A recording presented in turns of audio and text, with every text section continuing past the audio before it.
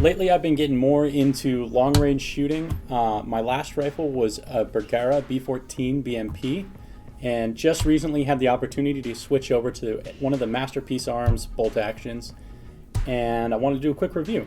This thing is phenomenal. It's a bit more expensive than the Bergaras. I think it is worth every cent, actually. The features that these have from the factory are amazing. It's a semi-custom rifle. It's built off a Curtis Customs Axiom action, MPA barrel, and it's on one of the MPA chassis as well, with a bunch of other features mixed in there that I'll talk about here in a second. But one of the first things that stands out right away with these is that MPA has a 3/8 inch group guarantee, which is sub MOA from the factory with factory ammunition. My personal experience, the first 5-shot group that I got after zeroing was a 0.249, so quarter MOA group at 100 on a 5-shot with factory ammunition. And that was using the Federal Gold Medal Burgers in 6.5, whereas this particular barrel is throated for the Hornady ELD 140 grain rounds.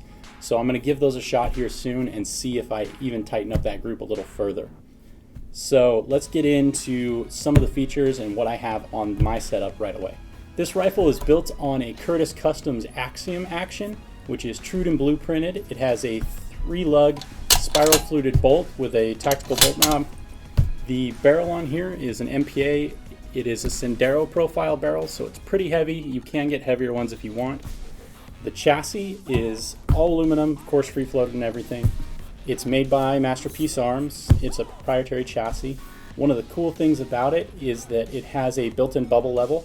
So when you're using like one of the SIG scopes like I am, you now have levels on the chassis and in the scope as well, which redundancy is great, but it also makes it really, really easy when you're setting up the rifle and trying to get everything leveled out. The rail that comes on top of these is of course a 20 MOA, and then you have a night vision bridge as well from the factory. It uses AICS pattern magazines, comes with a 10 round one from the factory. The trigger on here is a TriggerTech frictionless. Right out of the box, this thing breaks right at 1 pound for me, which has been phenomenal. If you've ever used TriggerTech, you know that these things feel fantastic. Then coming back to the back of the rifle, you have this fixed stock with fully adjustable cheek rise and length of pole, as well as an adjustable length monopod on the bottom. The clicks on these are awesome. They're pretty tight, so you get a real positive cheek weld on this gun, and you don't worry about anything coming loose or slipping there. The bipod that I've thrown on here is just an AccuTac. Obviously not part of this rifle, neither is the AAC 762 SD suppressor, but that's just preference for me. It's something that I threw on right away, and the rifle has performed phenomenally with them. One of the last things here that I really liked about this gun was the grip. There's this large oversized vertical grip with a thumb rest that's built into the rifle chassis itself. So it really lets you get this really nice position on the side of the gun where you're barely gripping this thing, and you can get a really good trigger pull without any interference or excess movement. I think the grip was designed in a really good way that supports good trigger control, and it's actually one of my favorite features of this rifle. Overall, this thing is really well thought out. The manufacturing process and the attention to detail on this thing is phenomenal.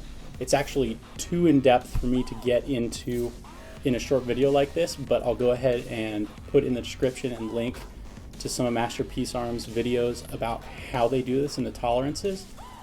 Generally everything on this rifle is squared out to 1/10,000th of an inch tolerances, which is pretty fantastic. And it produces a gun that really performs well. I think money-wise, yeah, it's an expensive rifle. They come in right around $3,000. But if you're thinking about going like the Ruger Precision Rifle route, or stepping up from there into some of the more expensive Bergaras or something else, I think this is a rifle that's absolutely worth checking out is kind of this gap or bridge between these factory rifles and going into a full custom rifle for long range. I think this will do absolutely everything that you could want it to do, and it'll do it phenomenally. So far it has for me.